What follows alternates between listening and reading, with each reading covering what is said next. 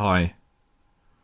I'm aware that in YouTube land, if you don't update for over 6 weeks, it's assumed that you've died.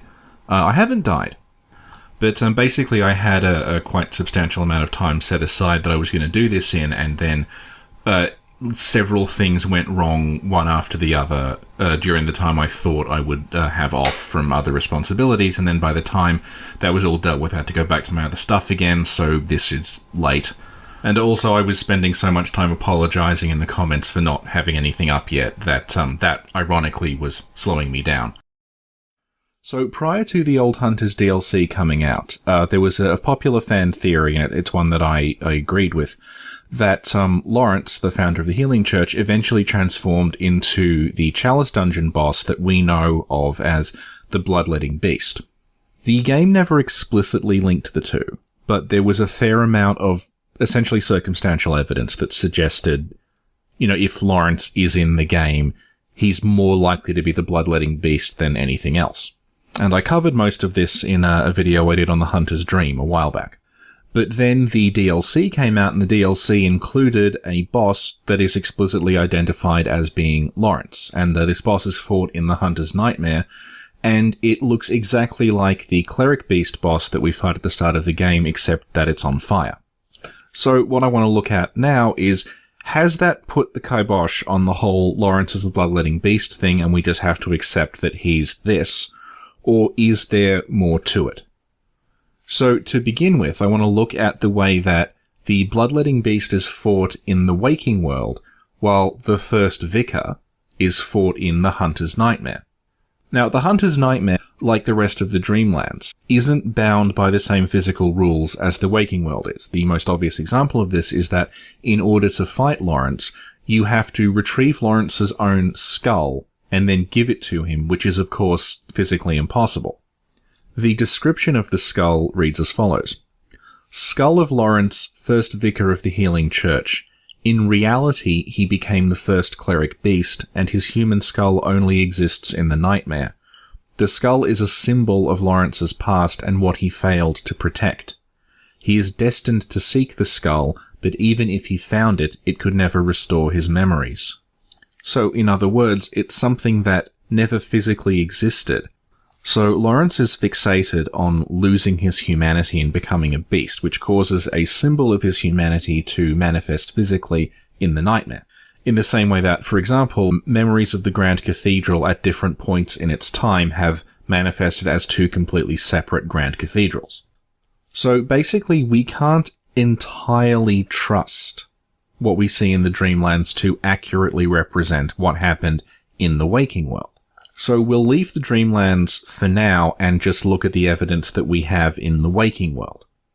And in the waking world, we find Laurence's real rather than symbolic skull.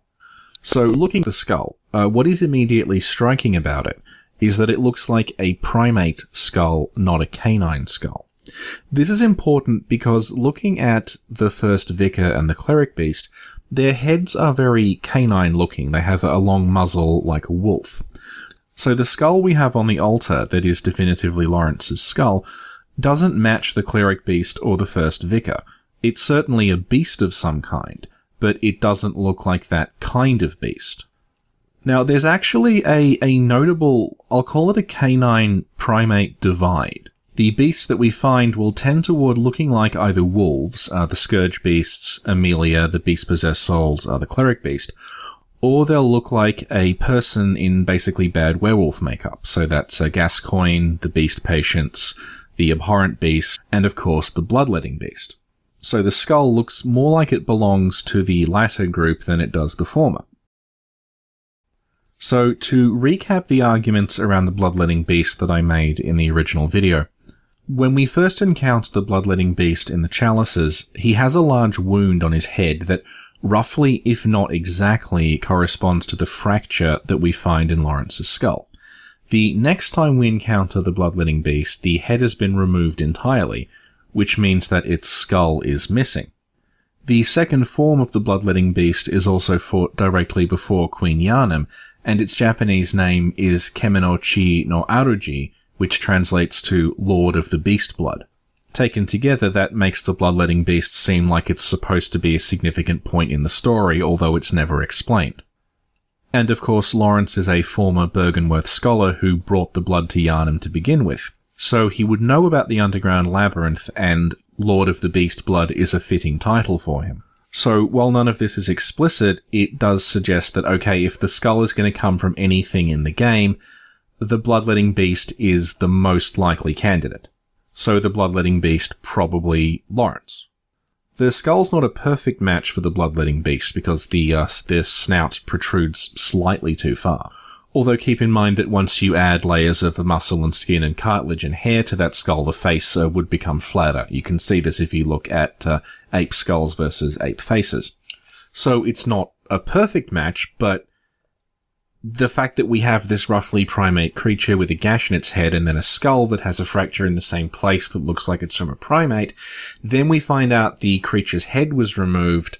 Even if you take the DLC into account, the skull still looks way more like it came from the bloodletting beast than anything else in the game.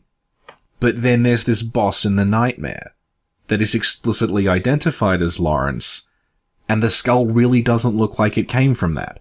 So how do we explain this?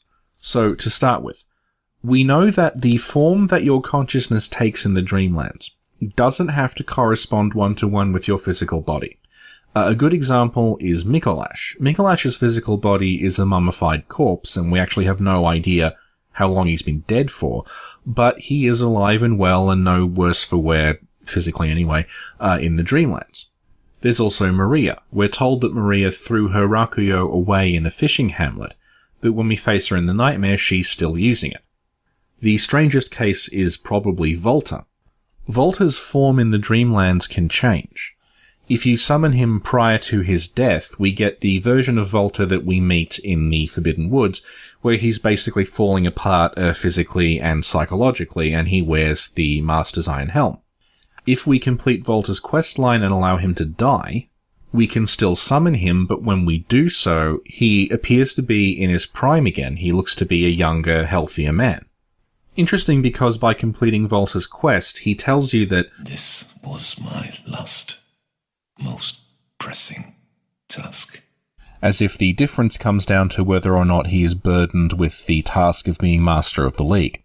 So Laurence's form doesn't need to correspond exactly to how he looked in the waking world.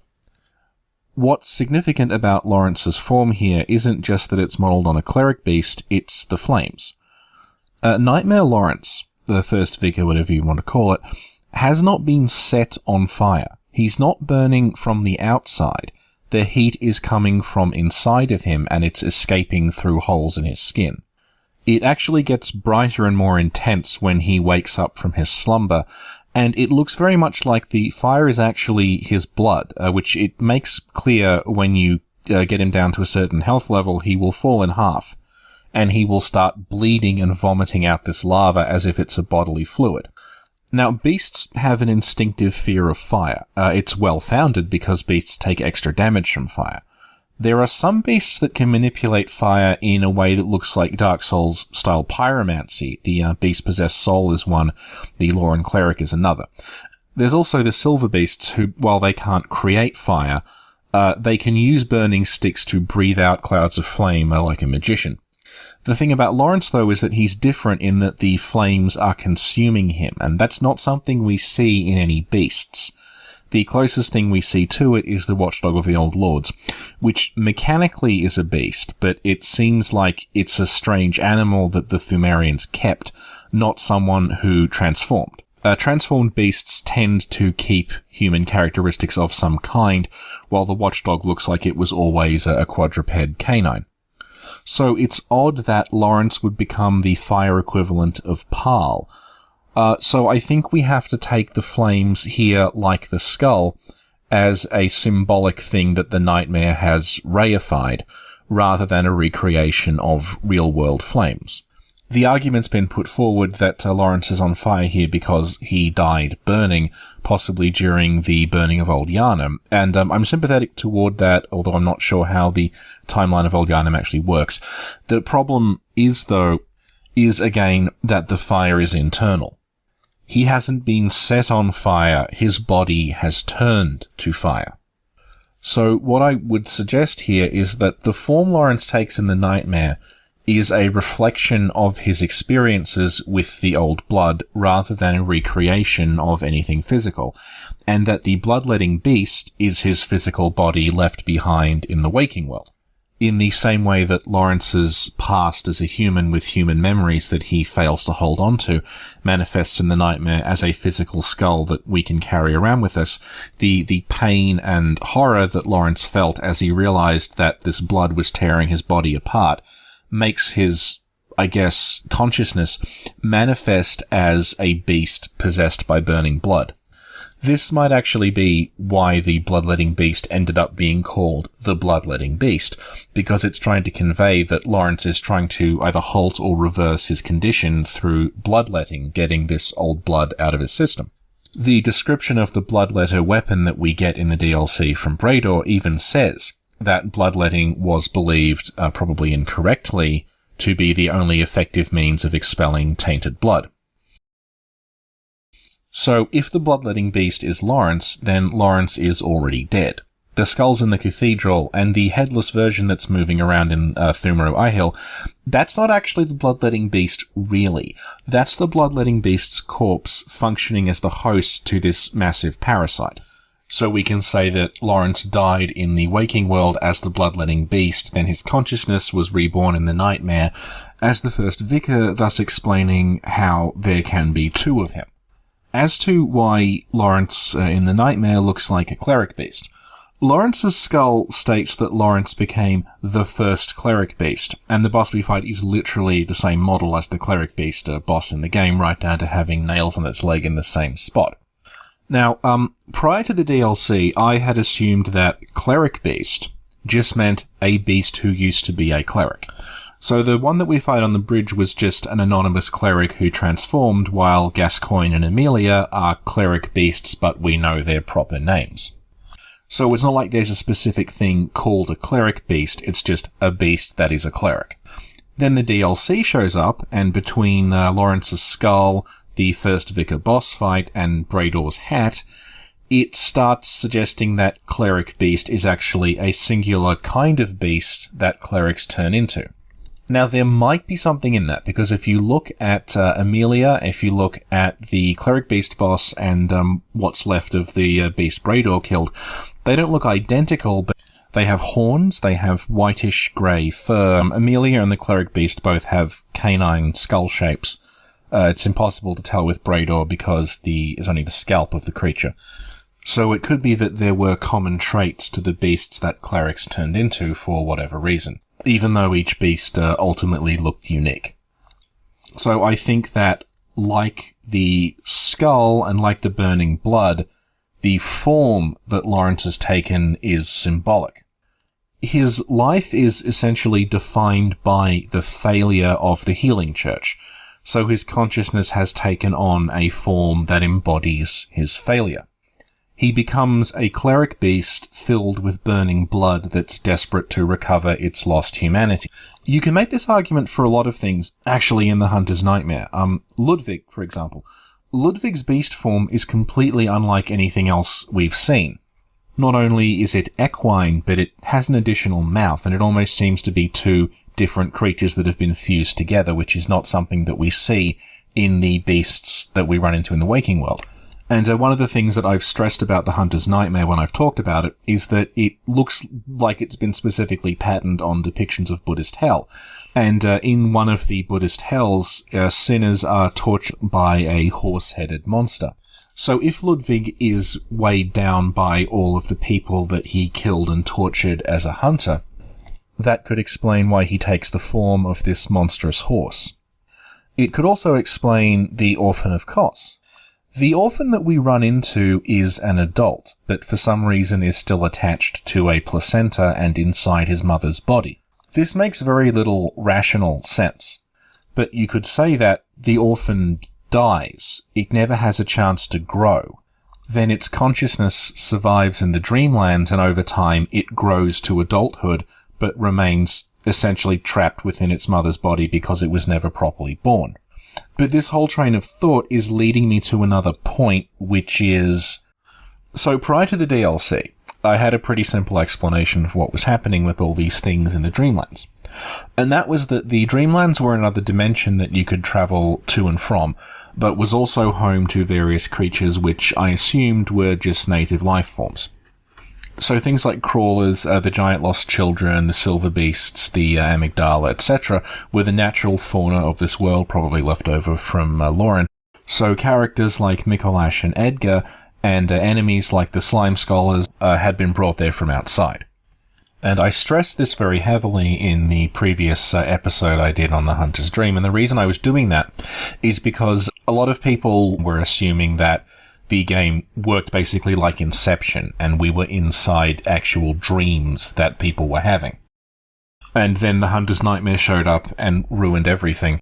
The Hunter's Nightmare is presented to us as a kind of afterlife, where the souls of the old hunters have become trapped as punishment for what happened at the fishing hamlet. So when we run into Maria, Yamamura, Ludwig, possibly Antal, what's left of Gratia, okay, they're hunters, they've succumbed to the curse and they've become trapped here, fine. But they're not the only things here.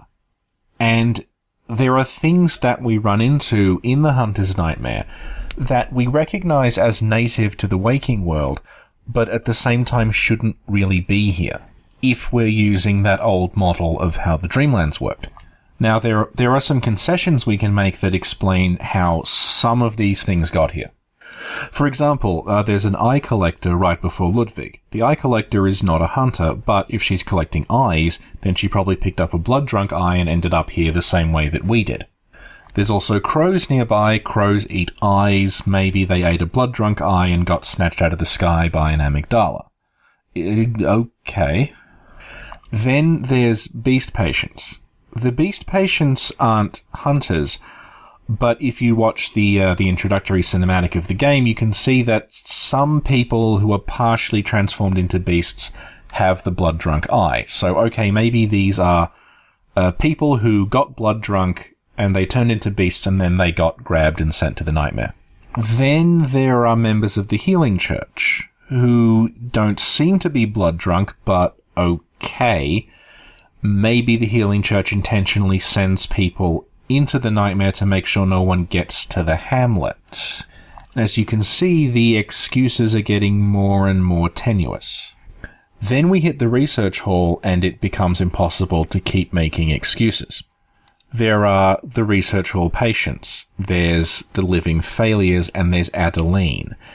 They're not hunters, and there's no way an amygdala grabbed them by accident. And there's also the oddness, for example, of the corpses in Ludwig's room, who appear to have individual consciousness to the point where they can try to escape from Ludwig and beg us to help them. But who are they? Where did they come from?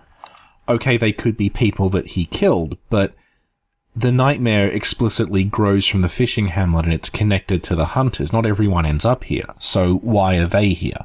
And then there's these things, these church giant executioner squid hybrids with the axes that I don't even know. I mean, did these things actually exist? So while we used to be able to say, okay, there's a division here, there's stuff that naturally occurred in the nightmare because it's made out of bits and pieces of Laurence, and then there's things that have come into the nightmare from outside, now we have this sort of nebulous third category of things that just kind of seem to be there. Now, previously in the Dreamlands, we've seen areas that are basically patchworks of bits and pieces of the waking world.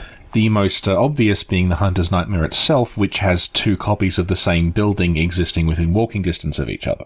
On the basis of what we find in the Hunter's Nightmare, and particularly in the research hall, it looks as though, I guess we'll call them consciousnesses, can be created in the nightmare out of patchwork bits in the same way that we see locations created. The only prior example of something like this that we'd seen was the doll, who was inanimate in the waking world, but alive in the Dreamlands. And the doll was obviously a very important character in the story, so it kind of made sense for her to stand out as unique. The thing about the Hunter's Nightmare, though, is that we come face to face, not technically face, we meet Adeline. What Adeline is going through is explicitly described as something that happened in the early days of the Healing Church. But as far as she is concerned, and as far as everything else in the research hall is concerned, this is happening in the present. Now, if this were the real Adeline, either snatched by an amygdala or trapped here after she died, this would already have happened to her. But as far as she's concerned, it's happening now, and we're actually playing a part in it. Ludwig and German are both explicitly aware that they entered the Dreamlands and they've been there for some time. Are my church hunters the honourable Spartans? I hoped they would be. Oh, Laurence, what's taking you so long? Mikolash probably is. Now I'm waking up! I'll forget everything! But then Adeline has no continuity to her. In other words, Adeline, and by extension everyone else in the research hall, looks like a facsimile of the real thing that's been conjured up out of memories, probably Maria's, rather than something that's entered from the outside, and yet despite being a facsimile, they have free will, and will persist after whoever created them has gone. So we're now left with a situation where a lot of the monsters we run into in the Dreamlands might not be native creatures to these strange dimensions, or creatures from the waking world. They might just be things that were conjured up and given life by some consciousness that had some influence over the Dreamlands. It's not an earth-shattering revelation. It's something a lot of other people had suggested. I know Redgrave had suggested something like this before the DLC landed. But I wanted to get it laid out like this because it's going to be important in the next set of things I'm going to discuss. So, with the benefit of the DLC, we now know that the doll is explicitly based on a real person, and that real person is Maria, who was German's apprentice. It looks like German probably built her because German was obsessed. The doll comes to life in the Dreamlands and is not possessed by Maria's spirit, but is linked to Maria, so that even though the doll appears completely unaware of Maria's existence, should we defeat Maria in the clock tower, the doll will feel it. So that basically answers what's going on, but it doesn't tell us why it's happening or how it's happening, and that's what I want to look at in this section. So German building a doll is not beyond German technically, since he seems to be the guy who pioneered the transforming weapons, so mechanisms of that kind are something that he's familiar with. So the articulated mechanical doll is something that he would have been able to build. So that part of it makes sense, at least to me. The problem is that nothing we see or hear of German suggests any kind of sentimentality. He has no problems massacring the fishing hamlet. He continues to work with Laurence after everything goes wrong. He positively relishes the chance to fight us if we refuse to let him behead us. So even if German was completely obsessed with Maria, the construction of a doll is very out of character based on our experiences with German. There's also the detail, which I pointed out originally, that German basically ignores the doll, and when he does acknowledge her, he sounds disturbed and kind of repulsed. You're welcome to use whatever you find. Even the doll, should it please you. So whatever plan he had for the doll, this doesn't seem to have been it. Likewise, the doll just talks about German as if he's her superior, not someone she's specifically invested in caring for. He was a hunter long, long ago, but now serves only to advise them. He is obscure, unseen in the dreaming world. Still, he stays here, in this dream. Such is his purpose. The next point is that the doll, in every way other than the physical and vocal resemblance, is the opposite of Maria. The Maria that we meet in the clock tower is a very cold, ruthless person whose immediate response to us touching her corpse is to try to kill us. And she's actually worse in the Japanese script, because in English, well, she says, "An honest death will cure us of our wild curiosity." In the Japanese version, she outright says she's going to give us a horrifying death that will scare us away from ever coming back. And then, of course, later on, we find out that Maria played a part in the raid on the fishing hamlet, killing civilians who were just trying to defend themselves before defiling their god's corpse. And more importantly, that she was Gurman's apprentice and that they fought together. In contrast to that, the doll is this extremely idealized, domesticated wife/mother figure who just wants us to be happy and doesn't care if we shoot her in the face. So there's a number of fairly key differences. Now, when the DLC first dropped and we were discussing this, the argument was put forth that basically Gurman's obsession with Maria led to him idealizing her as his waifu, and that he made the doll in that image, and that's why the doll behaves in this way that doesn't fit with Maria. My problem with this, and it's fairly massive, is that Maria was Gurman's apprentice as a hunter. They worked very closely together in this mentor-student relationship. In order for them to function like this, they would have to know each other very well. Just because Gurman was obsessed with Maria doesn't mean that he admired her from afar and put this idealized mental image of her on a pedestal.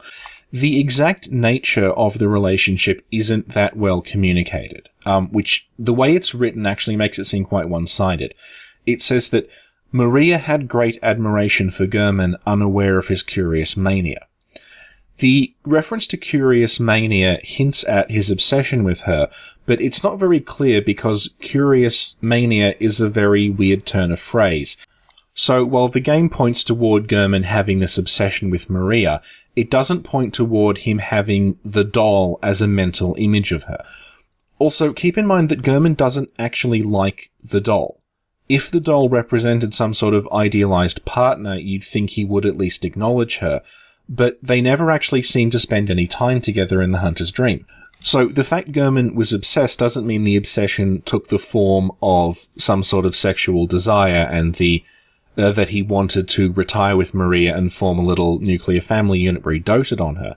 It could have been something a lot more disturbing and strange that we're not privy to, especially given that she was a relative of Annalise, which makes her part Thumerian. But the real stumbling block for the whole situation is simply that we only experience Gurman at the very end of his life when he's a very damaged person after everything he's been through. So it's not clear what he was like as a younger man. Given the state Gurman is in right now, it's virtually certain he wasn't always like this, but we never get a clearer picture of what he was like. You can say the same thing about Maria as well. She's a character who we really only know at the end of her life, after she's gone through a number of apparently extremely psychologically damaging experiences, including what looks to be a suicide attempt. So it's possible that she wasn't always as ruthless as the person that we find. At some point in her life, she may actually have been a very compassionate person, and the psychological toll of being a hunter sort of turned her into this. The point is, though, if Gurman really did want Maria back, seeing her come back as this, rather than the person he remembers, might explain why he doesn't really want to acknowledge the doll. So, while the doll is nothing like the Maria that we fight, she is a lot like the Maria that we hear about but never meet, and that's the Maria that the patients in the research hall keep referring to. We learn from the Rakuyo that one day Maria cast it into a well because she could no longer stomach its presence. The well we find it in is in the fishing hamlet where the hunters massacred the population and desecrated the body of Kos. So you can infer fairly reasonably that she was overcome with guilt for what she'd done there. There's also the lumen flower we find on the gravestone overlooking Kos's body, and since Maria presides over the Lumen Wood Gardens and has the dial that opens the clock, she's probably responsible for the flower being left there in memory of what happened. Now, in spite of presiding over the Lumen Flower Gardens and living in the clock, what does Maria actually do? The astral clock tower key just calls her the caretaker, and from what the patients say to us and from what we're told about her relationship with Adeline, the impression is that Maria's role in the research hall is simply to comfort the patients and relieve their suffering. They know her by name and they call out for her, and some of them ask her to take them by the hand as if this were a regular occurrence. So she appears to be a kind of Mother Teresa figure. But at the same time, Maria doesn't appear to wield any kind of institutional power within the hall. She doesn't appear to be in charge of it, and she also doesn't seem to be involved in any of the research that's going on. The test case is the relationship between Maria and Adeline. Maria explicitly did not want Adeline to become a blood saint, but she was unable to actually stop her. All Maria could do after Adeline had made that decision was to give Adeline the key to the balcony in the hopes that the smell of the lumen flowers would comfort her. So Maria had no control over that situation. The most she could do was to find a way to alleviate some of Adeline's suffering. Why this has happened seems to be tied back to Maria throwing away the rakuyo. If she's overcome with guilt to the point where she can't stand the presence of her sword anymore, and she's leaving flowers at the graves of people that she's killed, then her later life as the caretaker would seem to be motivated by a desire to basically atone for what she had done. So she goes from someone who inflicts suffering to someone who alleviates suffering. So this Maria, the one that we hear about from the patients and the one that is the caretaker, rather than the one that we fight, is a good match for the doll. You can actually very easily imagine a lot of the doll's lines being said by Maria to the patients in the hall as she was comforting them. Lady Maria, please take my hand. Please help me. I will be here for you to embolden your sickly spirit. Let me stand close. Now shut your eyes. But the most compelling piece of evidence is that when we defeat Maria's consciousness in the research hall, the doll is transformed by it. Have I somehow changed? Moments ago, from some place, perhaps deep within, I sensed a liberation from heavy shackles. So the link exists between Maria and the doll, not the doll and Gurman, or the doll and the Great Ones, or the doll and something else. Defeating Gurman or the Moon Presence doesn't change the doll, but defeating Maria does. So even though the doll doesn't know who Maria is, she still, in some way, came from Maria. Now I want to look at why there is a doll at all and why we find her in the workshop. Beginning with the grave of Gurman's apprentice. Gurman's apprentice was most likely Maria. The doll is drawn to the grave. The item we get from the grave allows us to quicken, which is something that Maria could do. The use of male pronouns on the bone is a translation convention from Japanese to English. Japanese as a language doesn't use pronouns. So in cases like this, the translator has defaulted to using male pronouns because they just assumed the character was male, even though it's not actually specified. This is something that's happened in the Souls series before. The character of Ulan in Demon Souls and the character of Faris in Dark Souls are both female characters, but they're referred to in the text with male pronouns. And if Gurman was obsessed with Maria, it makes sense that she would be buried at Gurman's workshop. So the simplest explanation is that this is Maria's grave, and we're carrying around one of her bones.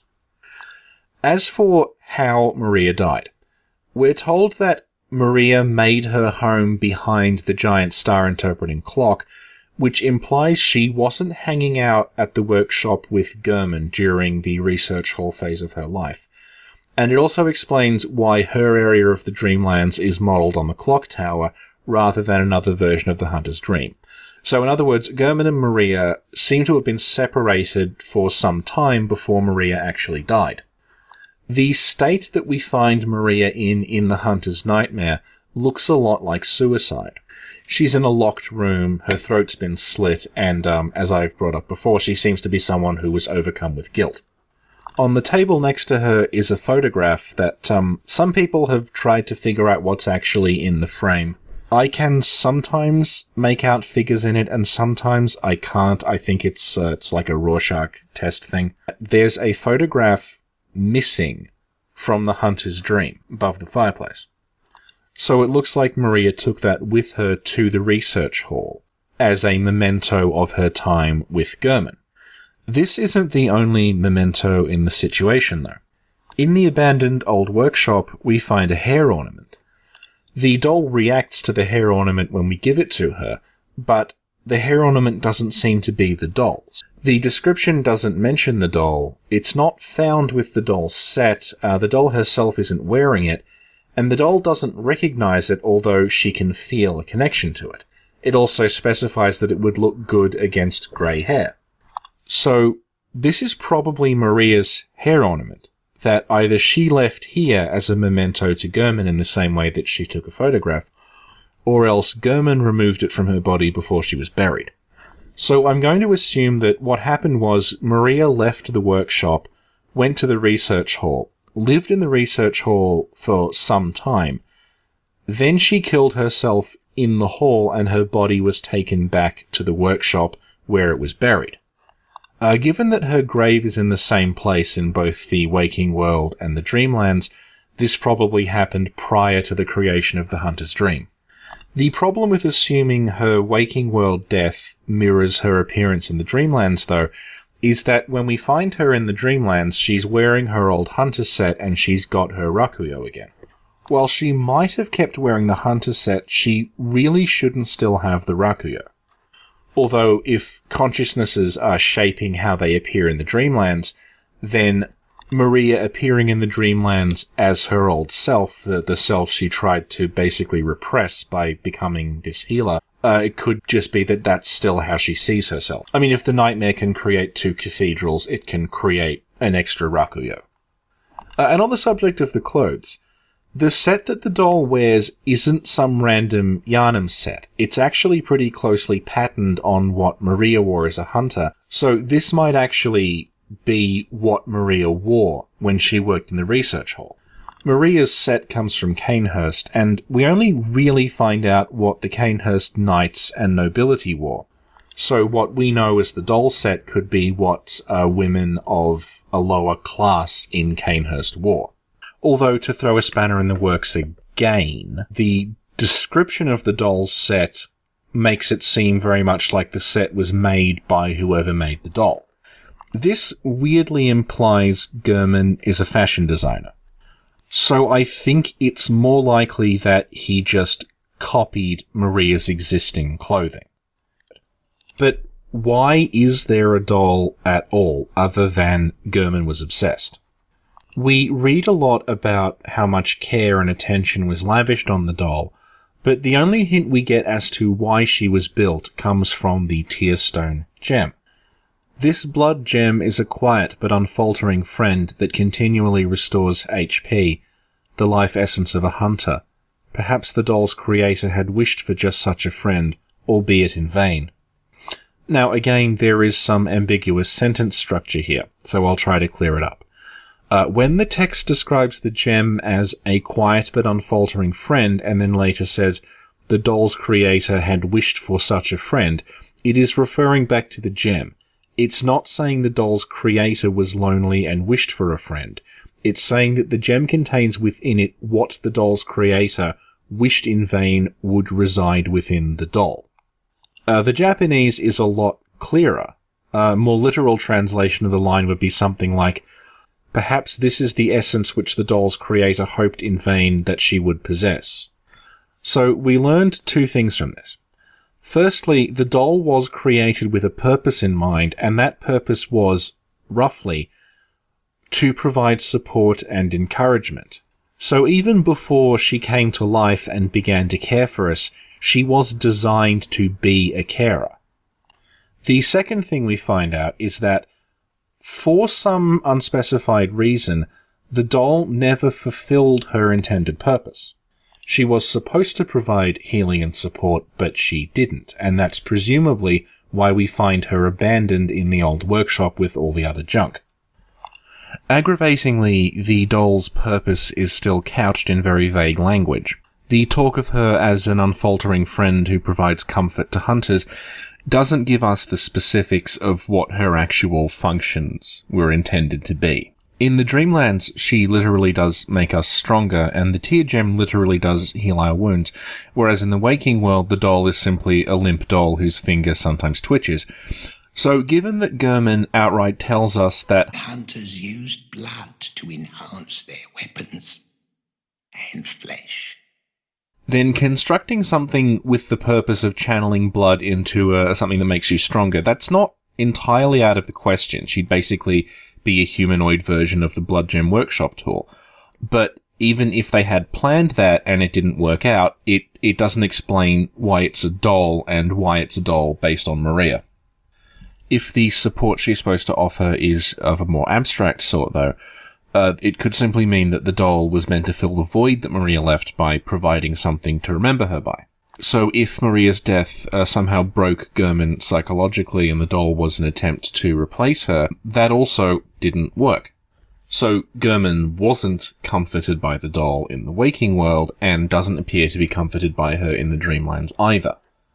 So annoyingly, there's still this gap in our understanding of the doll.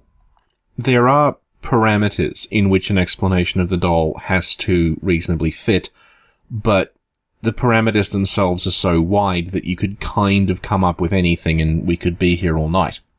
So now I want to look at the doll from another perspective, and that's the perspective of the Winter Lanterns.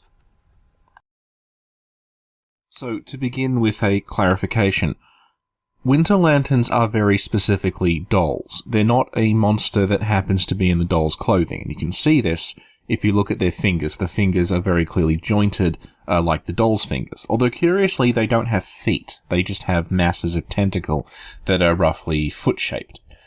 Now, back in the original video I did on this, I said that the Winter Lanterns were likely other dolls, physical copies of the doll, that had been brought into the nightmare from outside and basically gone evil because they were treated badly, while our doll was nice because she'd been treated respectfully. This came from Japanese folklore around objects having souls and then coming to life later on based on how they're treated. But we learned two significant things in the DLC. The first is that things in the nightmare can be spontaneously created. The second thing we learned about lanterns in the DLC is that they don't just exist in areas where Mensis have a foothold. I'd previously argued that they were linked with Mensis because we found a bunch of them in the Nightmare of Mensis and then a couple in the Frontier which is connected to the Nightmare of Mensis. But what we learn in the DLC is that there's two of them in the fishing hamlet, which is somewhere where we see no evidence that Mensis have a foothold. And it actually seems like Mensis's inability to access the fishing hamlet is a plot point, but I'll come to that later on. But specifically, the ones we find in the fishing hamlet are found in a well, which is the same well that Maria threw away her Rakuyo. Since the lanterns are based on the doll, and the doll is based on Maria, there's no way that's a coincidence. So now back to Mensis, specifically Mensis's giant brain. It's easy to draw parallels between the Mensis brain and the lanterns, since both of them are giant clumps of brain matter and eyes that appear to be made from messengers, and they both have this attack that inflicts frenzy on you by creating these blood spears. Now, the blood spears are very, very odd, not least because they are actually spears. These aren't gouts of blood. They have defined handles and hilts and what look like rivets in them. There's a common misconception that the spears are the result of being frenzied in the same way that purple clouds denote poison and the sort of steam effect denotes beasthood. This isn't how it works. The spears are the result of an attack that the brain and the lanterns are doing to us, which drains our hit points gradually, and as it's draining the hit points, it's inflicting frenzy. So it's the experience of having our blood torn out of our body and formed into these spears that's frenzying us, not that frenzy makes the spears occur. If we're frenzied by another source, like the Gardens of Eyes or the Celestial Children, you won't see the spears, you'll just see the explosion of blood when the frenzy bar fills. The only enemies that use this particular attack are the lanterns and the Mensis brain, although the spears themselves are used to attack us directly rather than sucking blood out of our bodies by the Thumerian Eldar and by Yharnam. The Bloodletter weapon also has a roughly similar effect when it's in its transformed mode. The spikes are a lot less refined, but they are still spikes made of blood, and transforming the Bloodletter does induce frenzy. So it looks like this attack represents some sort of advanced form of blood manipulation that only the Thumerians and the brain monsters ever really got a handle on. So that's the similarities, but there's also a fair number of differences. The Mensis brain has defined arms with hands and fingers, whereas when the lantern grabs you, it doesn't actually have arms, it just has clumps of tentacles that sort of emerge from the sides of it and form into roughly hand-shaped blobs. It also tries to grab you with its doll hands, but those are the hands of the doll, not the hands of the brain. The lantern brains are also covered in tentacles, whereas the Mensis brain isn't, it just has the two arms and the two what look like legs. The lantern brains have mouths, the Mensis brain doesn't, but the Mensis brain has hair, while the lanterns don't. And in terms of design, the Mensis brain is basically a lot messier and less symmetrical. So to me, the key difference is that the lanterns look like a brain that's been fused to a body that lets it walk around, kind of like Krang, while the Mensis brain looks more like it's the nervous system of something roughly humanoid that's been ripped out of it and strung up on these chains. Now, I think this actually might be kind of a red herring, because Bloodborne makes a big deal repeatedly about eyes on the inside, which the game renders very directly as physical eyes that are growing on your brain. They're not a theory that Willem had independently, they're something that the game's world acknowledges as a specific way in which you attain enlightenment. So when looking at the Mensis brain and the lanterns, we don't necessarily need to say that the resemblance between the two means that they're related, because a giant brain covered in eyes is a kind of telos. It's not that they share a common ancestor, it's that anything that's becoming sufficiently enlightened will tend toward the form of a giant brain covered in eyes. You can see this, for example, in the amygdala. You can see it in the Gardens of Eyes, you can see it in Rom, you can see it in the Romlets, and very interestingly, you can see it perhaps in the research hall.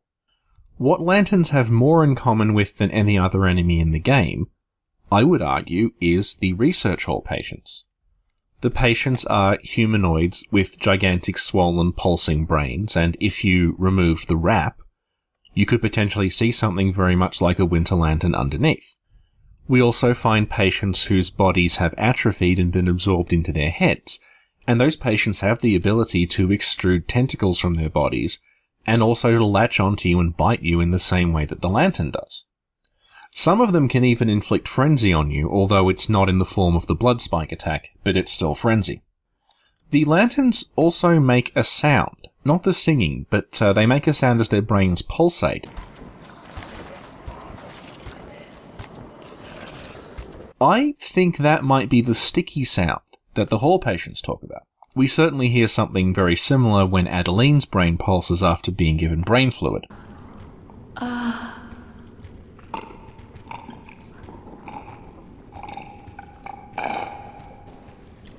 Sticky sound is a very odd way of putting it. If we look at the Japanese script, instead of saying sticky sound, it says something like the wet sound or the moist sound, which is a better, I think, description of the sort of slopping, gurgling noise that the brains make. As for the singing, I don't think there's anything in the game that suggests what the singing is supposed to be, but it could be something like the way the patients keep saying plip, plop, drip, drop, and talking about the howl of the sea and the voice of the ocean. If you imagine that rendered as a kind of song, that could be why the lanterns are singing. The big difference here, though, is the number of eyes. The patients in the hall are capable of grabbing your blood echoes, and when they do, they only have 2 eyes. This is true of the bodiless heads, it's true of the regular patients that run around it, and it's also true of the living failures. So it doesn't look like anyone in the research hall actually developed internal eyes, with the possible exception of Adeline.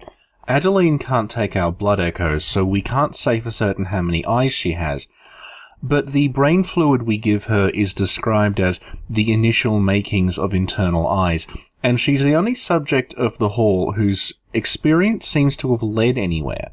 eventually discovering the milkweed rune. So prior to her death, Adeline might have had multiple eyes under there. By the end of her questline, Adeline is just a head, and we know from the other patients that we've seen that are just heads that those brains can extrude tentacles, they can grab you, and they can bite you, and they can inflict frenzy. So if you grabbed what was left of Adeline, took the bandages off and stuck it to the top of the doll, you might have something like a winter lantern. And as I mentioned before, we find 2 winter lanterns in the well where Maria threw away her rakuyo in an attempt to break from her past as a hunter. So the way it looks to me is that lanterns are a composite of everything Maria was tortured by before and after her death, a kind of manifestation of her guilty conscience.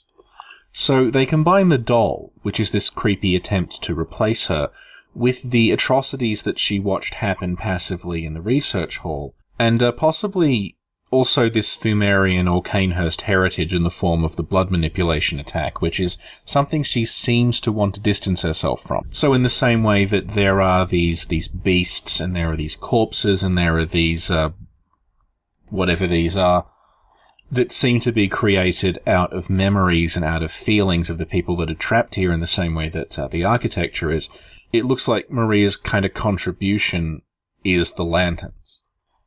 So before being done with the lanterns, I want to talk briefly about what the name Winter Lantern actually means. Redgrave has made a video called Little Things in Yarnum, Flowers, where he talks at length about what Winter Lantern means. You should watch the whole thing, but to give you an extremely compressed summary, the Winter Lantern is a name given to a species of flower called the Hazuki, that's shaped kind of like a paper lantern, and it's a perennial flower, so it grows in winter, hence Winter Lantern. These flowers are offered to the deceased during this annual Buddhist festival called the Bon Festival, and it's believed that they will help guide the spirits of the dead through the afterlife like a lantern. So that's clearly relevant given that where we find our lanterns seems to be analogous to the afterlife. So I'm not disagreeing with anything he says there, but there are some things I want to add to it. A lot of the creatures in Bloodborne, particularly things from the Dreamlands, they don't have proper names, they have descriptive names. So, while you have things like Ibriatus, Daughter of the Cosmos, and Rom, the Vacuous Spider, you also have enemies that are literally called, like, Crawling Thing, Fishman, Snail Woman, and so on, which is just a description of what they are. And you can detect a kind of a motif or just a preference in these names toward likening things to plants. An example that's kind of lost in translation is the amygdala. Amygdala is called an amygdala not purely because the amygdala is a part of the brain that's related to fear, but because the word amygdala also means almond, and the amygdala's heads and the stone we use to contact them look a lot like almonds. So that's where the name comes from. And in Japanese, they are in fact called almondosa, which is just a literal reading of the word almond. So this isn't like Ebriatus or Rom, where amygdala is its name. Amygdala here is used because when they first encountered them, they looked like an almond. Likewise, we have this creature here called the fluorescent flower, which is literally just a fluorescent flower. In Japanese, it's called the firefly flower. So this is not a scientific name for the thing, it's just a description of what we found, a fluorescent flower with a monster attached. So, if you look at a Hazuki flower that's been dried, it kinda looks like a winter lantern's head. It's got a seed in the middle around which this lattice is growing.